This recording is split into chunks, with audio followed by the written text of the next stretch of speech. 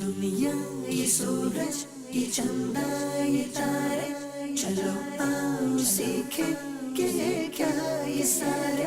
یہ دنیا یہ سورج یہ چندہ یہ تارے، چلو آؤ سیکھیں کہ ہے کیا یہ سارے. السلام علیکم ورحمۃ اللہ وبرکاتہ.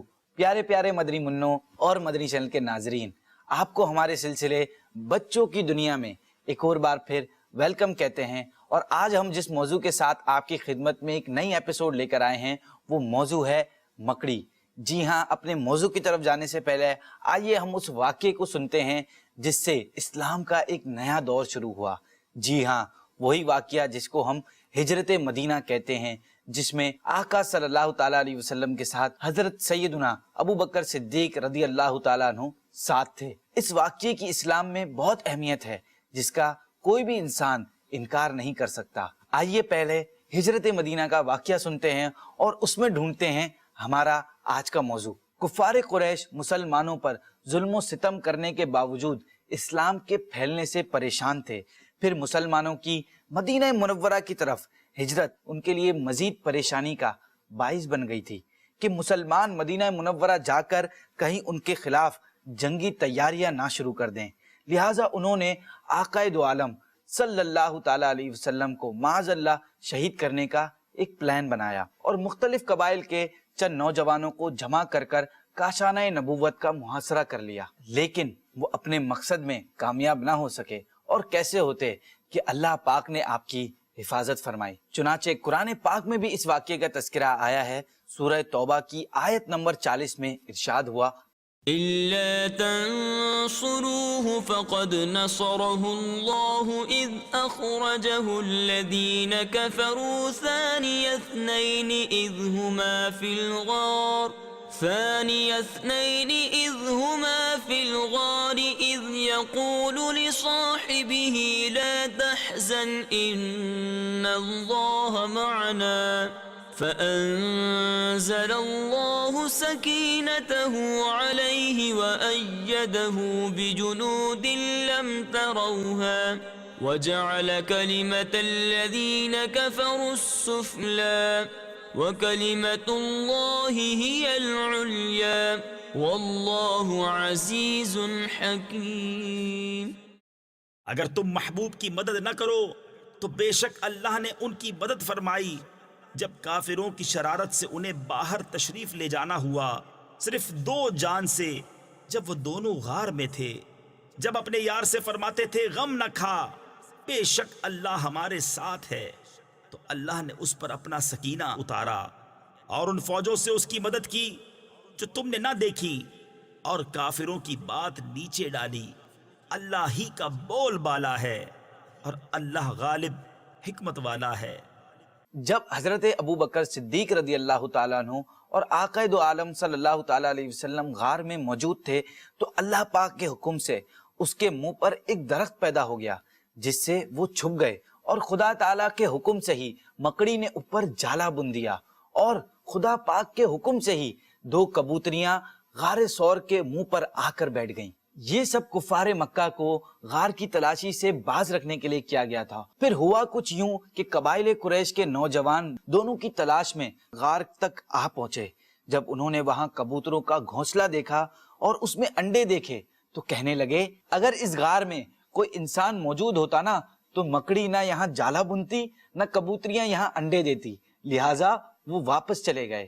کہتے ہیں فانوس بن کر جس کی حفاظت ہوا کرے وہ شمع کیا بجھے جسے روشن خدا کرے. مکڑی نے غار کے منہ پر ایسا جالا بنا دیا تھا کہ وہاں تک جاسوسوں کی سوچ بھی نہ پہنچ سکی اور وہ ناکام و نامراد ہو کر واپس پلٹے اور مکڑی کو لازوال سعادت میسر آئی. وہ مکڑی ریشم کے لاکھوں کیڑوں سے بہتر ہے، اس لیے کہ اس نے غار سور پر آقا دو عالم صلی اللہ تعالیٰ علیہ وسلم کے لیے جالا بنا تھا. اللہ پاک نے اس مخلوق کو مزید کافی عجیب و غریب خصوصیات دے رکھی ہیں جس کو دکھانے کے لیے ہم نے آپ کے لیے ایک پیکج تیار رکھا ہے. آئیے اسے دیکھتے ہیں. مکڑی بغیر ریڑھ کی ہڈی کا جانور ہے. مکڑی ایک عجیب الخلقت جانور ہے. اس کے 8 پاؤں، بغیر جبڑے کا منہ اور 6 آنکھیں ہوتی ہیں، جس کا جسم 2 حصوں پر مبنی ہوتا ہے. دنیا بھر میں اس کی بے شمار قسمیں پائی جاتی ہیں، جن میں تقریباً 40,000 اقسام دریافت کی جا چکی ہیں. یہ بہت ہی قناعت پسند جانور ہے، مگر خدا کی شان دیکھیں کہ سب سے حریص جانور یعنی مکھی اور مچھر اس کی غذا ہیں. مکڑی کئی دنوں تک بھوکی پیاسی بیٹھی رہتی ہے، مگر اپنے جالے سے نکل کر غذا کی تلاش نہیں کرتی. جب جالے کے اندر کوئی مکھی یا مچھر پھنس جاتا ہے تو اس کو کھا لیتی ہے، ورنہ صبر و قناعت کر کے پڑی رہتی ہے. مکڑی کو اللہ پاک نے ایک حیرت انگیز خوبی سے نوازا ہے، وہ ہے کہ اس کی ریشم سلک پیدا کرنے کی صلاحیت. جی، ریشم صرف ریشم کا کیڑا ہی نہیں بناتا، بلکہ ایک قسم کی مکڑی بھی ریشم بناتی ہے. ریشم کے کیڑے کی طرح مکڑی سے بھی ریشم حاصل کرنے کی کوششیں کی گئیں، لیکن کامیابی نہ ہو سکی. وجہ یہ ہے کہ مکڑیاں بڑی تعداد میں اکٹھی نہیں رہ سکتی. ایسی صورت میں ایک دوسرے کو نقصان پہنچانا اور اپنی ہی نسل کو کھانا شروع کر دیتی ہیں، جبکہ ریشم کے کیڑے ہزاروں کی تعداد میں بڑے مزے سے اکٹھے رہتے ہیں. ایک تحقیق کے مطابق 50% خواتین اور 10% مرد مکڑی سے خوف میں مبتلا ہوتے ہیں، جبکہ حقیقت یہ ہے کہ مکڑیوں کی زیادہ تر اقسام انسانوں کے لیے غیر زہریلی ہوتی ہیں، بلکہ انسانوں کو مکڑیوں کی وجہ سے اکثر و بیشتر فائدہ ہی ہوتا ہے. فصلوں اور ان کے قرب و جوائر میں پائی جانے والی انواع و اقسام کی مکڑیاں فصل دشمن اور انسانی دشمن کیڑوں کو اپنی خوراک بناتی ہیں، اور سب سے بڑھ کر اہم بات یہ کہ مکڑیاں فصلوں کو کوئی نقصان نہیں پہنچاتی، کیونکہ وہ پودوں کے پتے یا زرعی اجناس بالکل نہیں کھاتی.